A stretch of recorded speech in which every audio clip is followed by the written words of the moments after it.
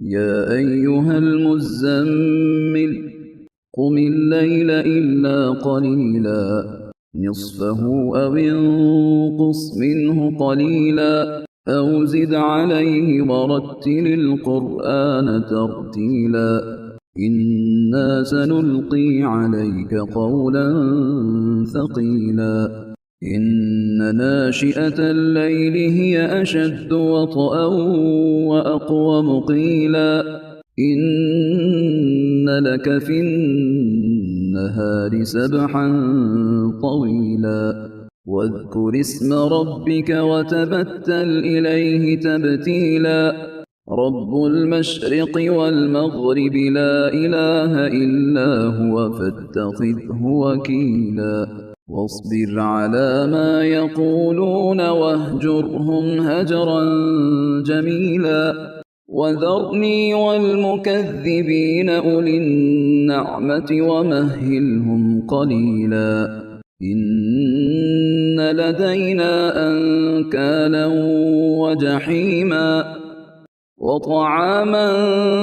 ذا غصة وعذابا أليما يوم ترجف الأرض والجبال وكانت الجبال كثيبا مهيلا إنا أرسلنا إليكم رسولا شاهدا عليكم كما أرسلنا إلى فرعون رسولا فعصى فرعون الرسول فأخذناه أخذا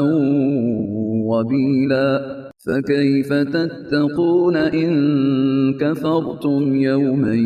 يجعل الولدان شيبا السماء منفطر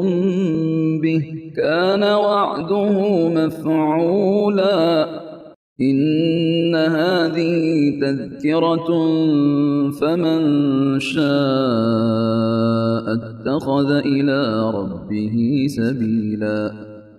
إن ربك يعلم أنك تقوم أدنى من ثلثي الليل ونصفه وثلثه وطائفة من الذين معك والله يقدر الليل والنهار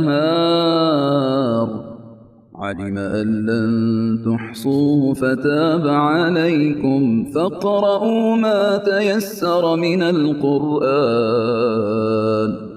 علم أن سيكون منكم مرضى وآخرون يضربون في الأرض يبتغون من فضل الله